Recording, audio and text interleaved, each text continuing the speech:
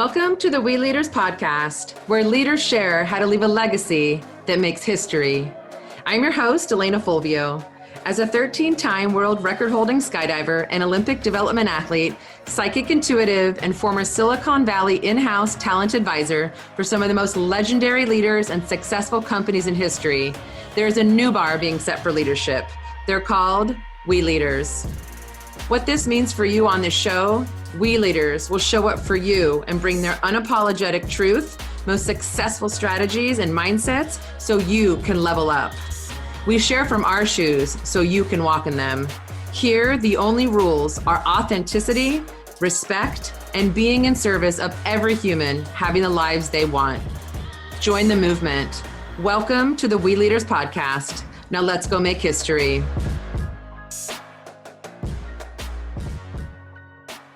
I'm so excited to have this guest today, Hiba Sharif, who is actually a very new friend of mine, but I will tell you just from the conversation that I've had with her, she's already inspired me in my own life in ways in which has me seeing not only how to fulfill my life more, but create more profitability in my life and the lives of others, which I think is very much why we're here. So welcome, Hiba. And in regard to who she is, so a little taste of the magic that you're going to get. So CIO and startup advisor, she started a company and founded a company called Elevoro, which is an inclusive community of global leaders with a shared set of values in regards to ensuring that they cause innovation and improving lives, which is really, really exciting. She was named in 2017 a top 40 under 40 for Silicon Valley. Is that correct? That is correct. Yes. And a Women in Africa ambassador for Sudan. So slightly accomplished, and definitely you're going to want to wait until the end in terms of all the nuggets of gold you're going to get. And I can guarantee you're going to have aha moments when you hear from her, because I did. And you're going to wait to the end because she has something really inspiring to offer for you. And so share this with your network as well.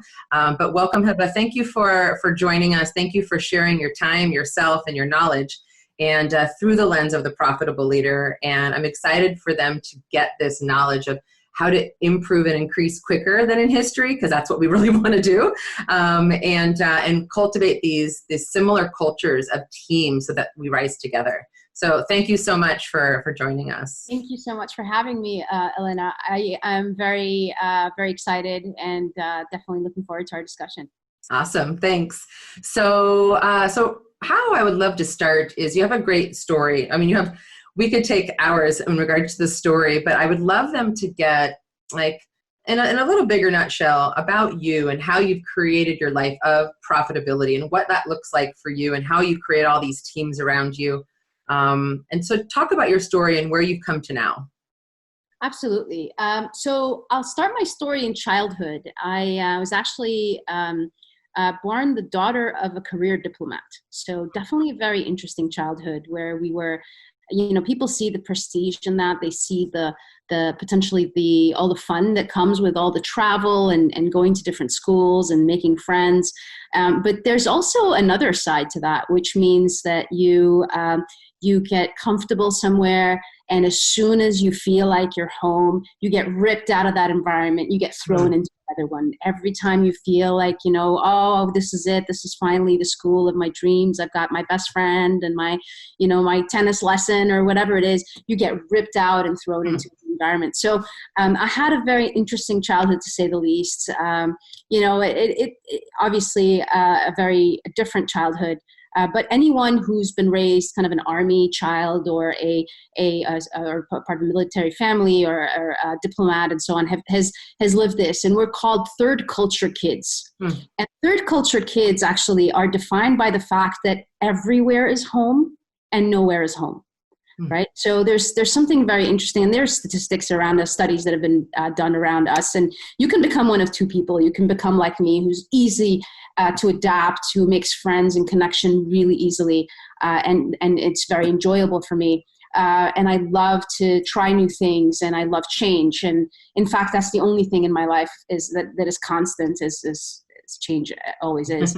But the other aspect to it, you can also turn out like my brother, who is, who's done with change. He would like to kind of stick to the handful of people that he knows and stay in one place and, and settle down and all of that. So I'm fortunate in that it's taught me to become really adaptable from a very, very young age and very excited to try new things, right? So, so that mindset of constantly wanting to try new things, that growth mindset, I'll say, is, I think, a huge part of who I am today, right? Because I've kept that along. Like I at the age of 16, I was ready for university.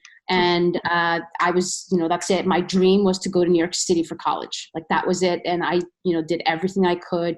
I begged and pleaded and eventually convinced my mother to get a job in New York just so I can go study there. Because she wasn't sending her 16-year-old daughter to New York City by herself. And so I managed to study. I worked throughout. I didn't have to work, right? I didn't have to make money. But I was striving for independence from a very young age. I always wanted to try things and do things myself. And you worked throughout college. I worked at Mount Sinai Hospital, which is the largest employer in New York, actually. And then worked at the Career Center. I was always working on something that would help others. It just so happened to be the case. But I found out later on in life, more recently, actually, that it's actually one of the things that energizes me. People get a lot of personal satisfaction from doing something where you are actually touching a human life. And so working at the hospital, even though I was responsible for international patients coming to the US, that was kind of my first experience working to help others. But then I worked at the Career Development Center at college, helping people with their resumes and their career paths and where they wanted to go. I was doing on-campus recruiting. I always volunteered and did a lot of stuff. I was a very active. I think about it today of how on earth did I manage to do all those things. So it's very interesting when I look back upon it. I started my career on Wall Street at Lehman Brothers. The day before 9/11. So that's maybe a whole other time that we can talk about what I learned from battlefield training, as I like to call it. It's like being a machine gun and saying, go work, right? And it was a very challenging time. But I also grew from that experience significantly and pivoted career-wise from finance to technology. And then I joined consulting, and I became a consultant. And consulting is interesting. And I started at Accenture in 2006, but consulting is interesting because, again, you're never bored. You're always trying something new. So every time you work on a specific project for a given client, you're there for a number of months and then you're moving on to the next client. So kind of like all that travel that I used to do from country to country. And then what I ended up doing was I decided to take a role in Dubai to build EMC Consulting, one of the consulting businesses that I was building for what is Dell EMC today. And I took a role in Dubai to build that business out in Europe, South, Middle East, and Africa. So a very large region of 60 plus countries, focusing only on 30, right? Only. So it was a very exciting time. It was 2008. The U.S. market was crashing. The rest of the world was booming. The emerging markets were doing really well. And so I moved to Dubai, and we built a very successful business, again, living out of a suitcase. But it felt like home to me, right? To my point, everywhere feels like home. And I can just pick up and go and just become a part of that society very easily, very quickly. In 2010, I moved back to the U.S., but this time I moved to Silicon Valley. Again, in the spirit of trying something new. I had been there, done that, and done New York for 13 years, so it was time to try the Valley. And I've been here ever since. I think I found home. I've been here for a very long time now, 10 years. And so either that or it's time to do something soon. I feel the itch already. But yeah, it's been a very exciting 10 years here in the Bay Area. I did continue down the consulting route. When I joined the Bay Area, I started at Slalom. and built their cloud practice further, and created the relationship with Amazon Web Services and strengthened that relationship. Very exciting times, because I had the opportunity to build offerings for the local market. And the local market in the Valley is helping small and mid-sized businesses grow and succeed. So taking a company from seed and pre-seed all the way through to IPO readiness and becoming a large public company that's very mature. And those became some of my fortes over time. And I then delivered a technology and security roadmap for a company here in the Bay Area called Opportune in the fintech space. And focused on financial inclusion and helping people who have little or no credit get access to money in an affordable way. And so, again, very mission driven and always touching on the lives of other people. And I joined them and basically led their technology and cybersecurity teams. We took the company from 100 and something people to 3,000 plus people in the course of 3 years. So massive growth, massive success. The company's now public and very successful. And then not long ago, about a year and a half ago, I decided to trust in my own two wings. And I decided to join the CEO Club of Silicon Valley. So I started my own venture. And I don't like to think of it as a company. I like to think of it as a movement. As you described, Elevoro, it is a community. And really, it's because it's all about the people. At the end of the day, right, we talk about the fourth industrial revolution and technology, changing every industry and having such an impact on every industry. Elevoro is really looking at not only the impact of technology on industry, but looking at how, at the end of the day, it all boils down to the people who are involved in making the decisions, because technology isn't going to run itself. No. Decisions aren't going to be made by themselves or by the robotics and the AI and the ML alone. And so it's basically a disruptive way of looking at consulting, where there are three pillars to the business. We are focusing on companies, startups and mid-sized companies and nonprofits, and helping them go to the next level and get through their kind of life cycle and maturity. Which is a hard one, by the way. The first pillar is a really make it or break it, is a very difficult one. Absolutely. A lot don't make it. So that's brilliant. I focus on that as well, the three areas. And we'll talk about kind of success, but our success lies in the success of others, right? So really our goal is to make these companies as successful as possible. And likewise, on the other side of this three pillar kind of tripod, is the investor community, right? So investors, we're not looking to work with the massive enterprise scale, investors. It's the amount of new investors that are now on the market, angel investors and smaller investors, impact investors. They need due diligence, and they need to find places and better ways to invest their funds in the right place. And then finally, the third pillar is the expert community. One of the things that the fourth industrial revolution has done is also cause a massive increase in the freelance economy. So you'll see companies like Upwork doing really well, right? And people being able to work. And then we talk about borderless hiring. But there are there's just a lot of talent out there. And how do we disrupt consulting enough so that we are leveraging that talent pool and not just looking at hiring everybody ourselves and doing what has always been done, right? So it's the constant challenging of the status quo that's helped me, kind of create Elevoro and create this mission that is much bigger than any of us. And that's why I don't want to call it a company. But it really is a movement. And I love how you called it a movement. And what I see in that too is you're not trying to do it yourself, and you can't do it yourself. And that's, I think, a big thing. Like even you talked about the first pillar of organizations, where they're at that stage. But I think anywhere humans, whether they're on their singular journey, whether they're on a business journey, to try to do it themselves, it's not a possibility. You can have your own, but you have to create teams. You have to create that community around you like you're doing. And don't get me wrong.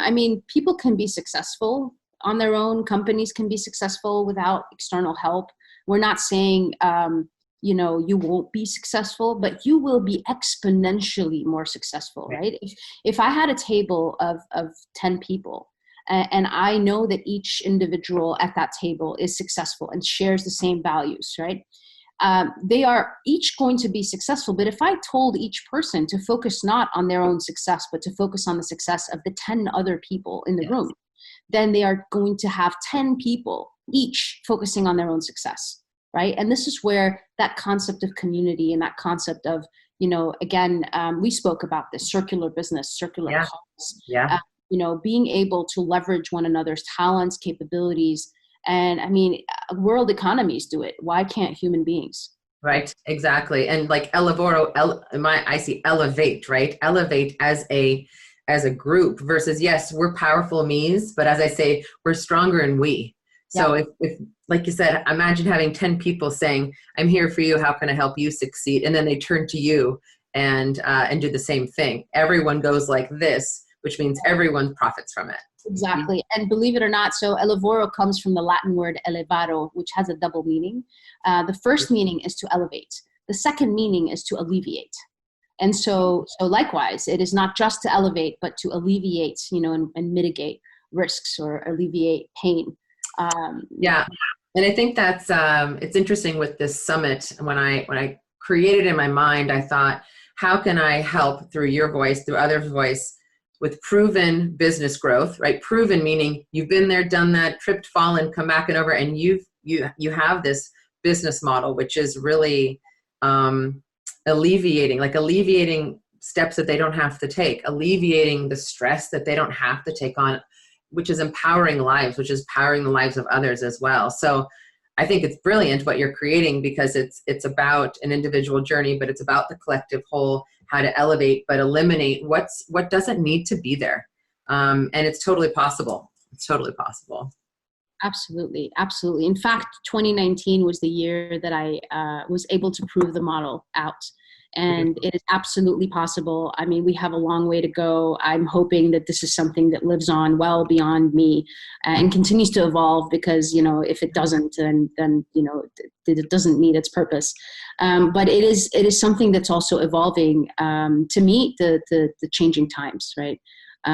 We cannot continue to educate people the same way. We cannot continue to write policy the same way. So there's a lot of this as well that I have kind of aspirations to build out in terms of aligning with the United Nations Sustainable Development Goals, those 17 goals that have been set out by the UN to help humanity, and finding more creative ways to organize companies and people to solving these problems, right? One of the challenges I see is that even in the most mundane sense, like, we have these basic problems, and everybody's trying to solve them alone. So you have, 15 companies that are all trying to do the same thing. Mm-hmm. And wouldn't it be wonderful if we can find the revenue model where these 15 companies come together instead of trying to compete with one another?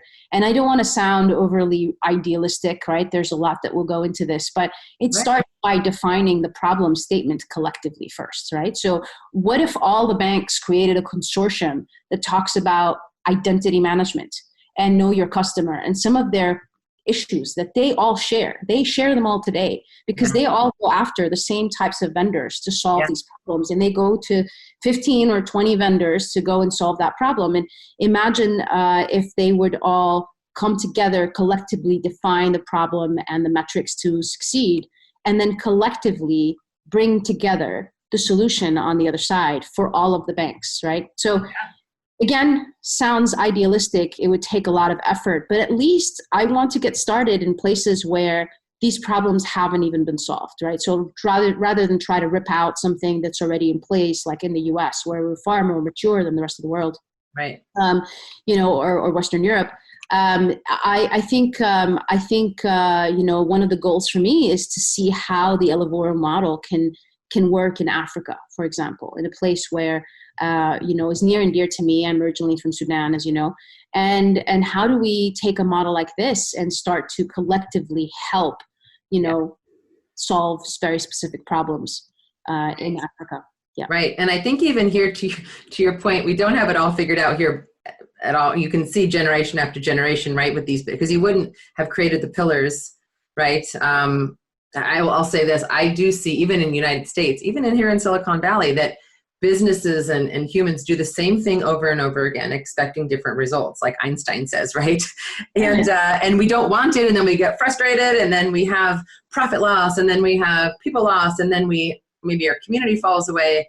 And so I think, focused here too, but also in other countries that don't have maybe as much like it's right here for us. Like you're handing it here, and Silicon Valley, it's right on our fingertips. But even here, they don't take advantage of what exactly is right at their fingertips, and bringing it to another country that it's so much farther away from them could just elevate the different parts of the world. Imagine if we just got closer together. Because I know myself, as you speak, even our connection has elevated me, even if it hasn't been years and years that we've been friends or we've connected. It's even our initial connection was, wow, I elevated. And so I love what you're doing with that. I think it's brilliant that you're doing like that. And I'm a huge fan of that in terms of elevating and eliminating and empowering the singular for the greater whole, and the collectivism in terms of how we succeed. I think there's the competition aspect that you brought up, I thought was interesting, because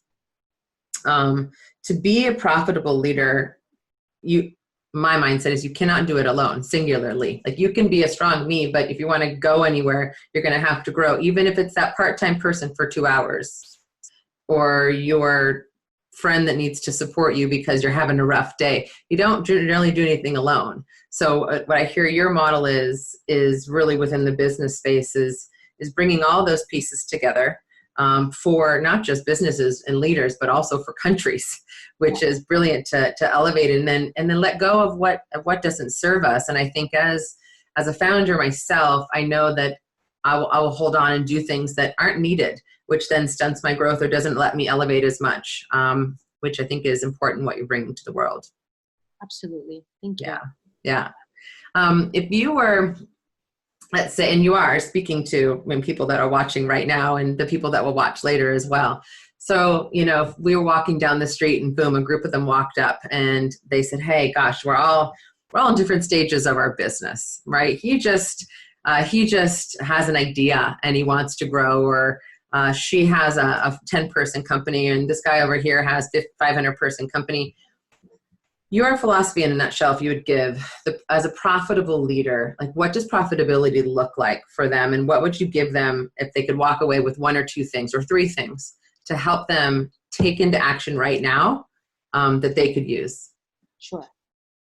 So I would say people should do something they enjoy. I know you've heard this over and over, but it starts by knowing yourself, right? So spend enough time getting to know yourself. Spend time alone, getting to know the things that give you energy, not the things you do well, not your strengths as they can be defined by other people, right? Your strengths as in things that you know that when you're doing them, you're full of energy and you might suck at it, right? But you love it so much, you're going to get good at it because you're going to practice and you're going to like to practice and you're going to get better at it. Yeah. So find those things. What are those things? And what I would tell this collective group is I would first identify from those ideas the match between the person and what it is they're trying to work on. If they're trying to work on it for the wrong reason, right? Meaning to make money only. Money is short-lived, meaning anybody who's ever gotten a raise knows that that's fun for about 2 months. Yeah. Right? And if there were underlying issues, if there are underlying issues, the raise isn't going to take you far, right? So fundamentally, you have to do something you enjoy and love. Right. So I would challenge each person to explain to me why this is something that I would have to see passion in what it is they're building, right? I would have to see passion. I would have to see like subject matter knowledge and expertise. Right. So that's really important. Do what you know is something else. Yeah. Right. So you might be passionate about it. You might not know it yet, but you can get to know it because you love it enough and you're going to learn it and all of that. But don't venture out into something you don't know just because you think the idea is great or because, you're in it for the money, right?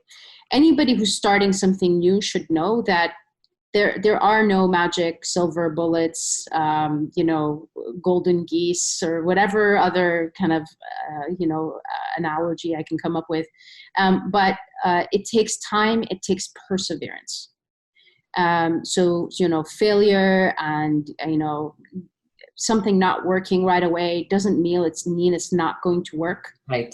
It just means that it hasn't worked yet. Now, you can't do the same thing over and over and expect different results. So something has to change. Yeah. You have a goal, you have a plan, right? You have your measurement of that plan. Something has to change. So if the goal is the same, then the plan has to change. If the plan is the same and the goal is the same, then you have to do something with your behavior. Maybe you have to change, right? So understanding all the different things that can change and being able to drive that change, right? So when I was at Opportune, the CEO is very big on a book called The Oz Principle. And the Oz Principle has a really interesting kind of pyramid there. And it basically talks about results. And that results are basically a set of actions, right? But what influences your actions? Your actions are influenced by your beliefs. Yep. But what influences your beliefs, right? What are some of the things that drive your belief system? Right. And your belief system is predominantly driven by your experiences, be it your upbringing, be it your work-life experience, etc.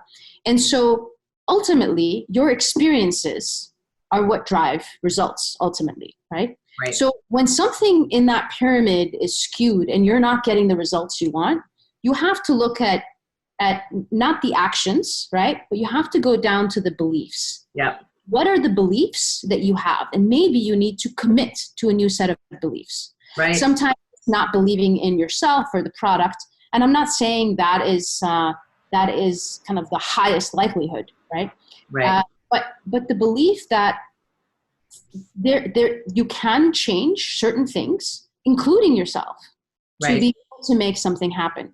But it also, to your point, you have to know what you know and know what you don't know. Right. And understand what it is that you can change, what it is that you can learn and grow, right? So that mindset. Failure is not it's just one of two outcomes, right? It can happen.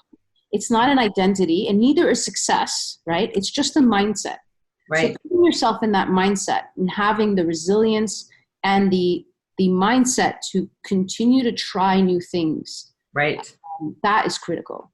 Yep. I agree with that. There's something called the iceberg model, which is very similar to that, right? Your experiences and what's underneath the water. A lot of times we look at, we're not getting the results that we want, but what's underneath that, right? So I think you bring up a great point, and I actually speak about this with my own clients too, and I think it's brilliant if you have those people in front of you to say, where are you coming from? It's not from the results that you're getting the results, but what's underneath that? The experiences that you have, you've chosen how that shapes you, and then your thinking drives what you're doing. So I think that's really brilliant. And the other aspect is you know what you know what you don't know, and then sometimes you don't know what you don't know, and that's our blind spots. And I think that's where, especially building teams around you, right? Like with you don't know everything that I know, and vice versa. I'm stronger with you in my life, right? I can do it by myself. I'm great. But I am better with you in my life because you bring other aspects and mindsets and thoughts and experiences, right? And the resilience aspect, like you said, is no's don't mean that what you want to do is a bad thing. Actually, I'll put a little cherry on top of what you said too, and I honor you for doing that. No one else might see your dream or believe in it, but if you do, go for it. Right. And I know that personally in my life, where not everyone says, I agree with what you're doing, or, it's the straight line. Go for it. Like you said, is do what you love, because you might as well do something that you love in your life. And then look at the results that you're getting and take a step back and look inside. Like, what mindset do you have and what are you doing there? I think that's so important because, and it is a journey. It can go up and down. You're not always going to have the peak days. So I think that's a great aspect to think about in terms of being a leader. Like a true leader is that one who has the humility and has the resilience and says, today may not be the best day, but what can I learn from it? Yeah. Or, failure, not the end. And again, I think part of it is this doesn't just apply to people who are trying to create companies, right? This can apply to an employee in a company. Agreed. Get to know yourself enough to know what it is about your current role that you really enjoy, and do more of that, right? And if you don't have more of that, talk to your leader, to your manager, to whoever it is, and see how you can get more involved in something that gives you that energy. Separately, it could be getting involved in projects outside of work, right? That help you do that. So, profitability, let's not, to what Alana, what you were saying earlier, is it's not a financial thing, right? It's making sure you're not living in this mindset of, I'll be happy when, or I'll be happy if, right? And just waiting for something to happen. Like, just make it happen, right? And be the change like that you want to see. Right. Exactly. Yeah. Start within and then just go for it, because the world only became what it's only evolving because people take the risk in it to evolve. If everyone just walked that straight line, we'd be where we were hundreds of years ago. And, but it's hard. It's hard to take risks. It's not easy. It's hard to fail. But any successful person you'll ever meet has faced a significant amount of hardships, right? Yep. They weren't just successful because they had things laid out in front of them. Yeah. Failure is like I said, it's one of two outcomes, and it's inevitable when you do that coin toss. Like you're going to get heads or tails, and how often are you going to get heads? Yes, it's a little heavier, and it's most likely, and etc. But at the end of the day. That's the case with failure. You're most likely going to fail many times before you succeed. And so just knowing that as well, that it's also very temporary. Yeah. What goes up must come down. And knowing that's going to happen, it should also keep you humble. Yeah. Also keep you grounded, right? Yeah, exactly. And then also on top of that, like, look around. Other people are going through that as well. I think with us, for instance, when we first met, we were introduced by somebody. And so in a sense, and reaching out and offering yourself to other people too, and not coming with the assumption of, I know your journey or whatnot, but knowing that they're trying to do the best they can in their life as well, and be that support for them, whatever, that looks like within your own values and morals, of course. But really, I love what you're doing in your life, and, elevating not just a country, like it's elevating the world to see their possibility, their opportunity, their greatness, and innovate on top of that, and allow it to be communities together to elevate. So I think it's brilliant what you're doing. I love it. I think it's great. So amazing. So this concludes it. Is there anything else you'd like to end with, Hiba? I think on my end, I think just, be consistent, stay focused. Yeah. I think discipline is something that we don't talk about enough. Things don't just happen. Things require us to be disciplined and to focus, to have the strength and the resilience to stick to it until it works. But you also have to have good judgment to know when it's time to let it go. Yeah. So it's that very fine line, but none of it happens without discipline. So the only other kind of guidance I would leave everybody with is, besides know yourself well, is understand, how much it takes to actually become successful, if that's the word to use here, but to become resilient, right, in the face of hardship. Yeah, exactly. Yeah, I agree. Use what history has given us.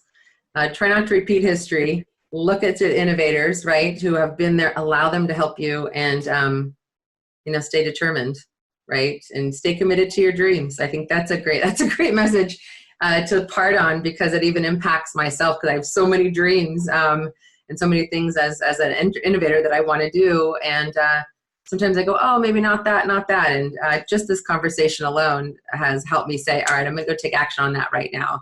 So yeah, thanks for that. I appreciate that. But that's the magic of having these kind of conversations and just being in service of each other. So Thank you, Hiba, for being here with us. Thank you, everyone, for joining us. And again, this will be on replay, so share it out there, watch it again, take notes, whatever you got to do, just let it digest and let it impact your life. So continue to join us. Thank you so much for being present, and we'll see you guys soon. Thanks. Absolutely. Thank you.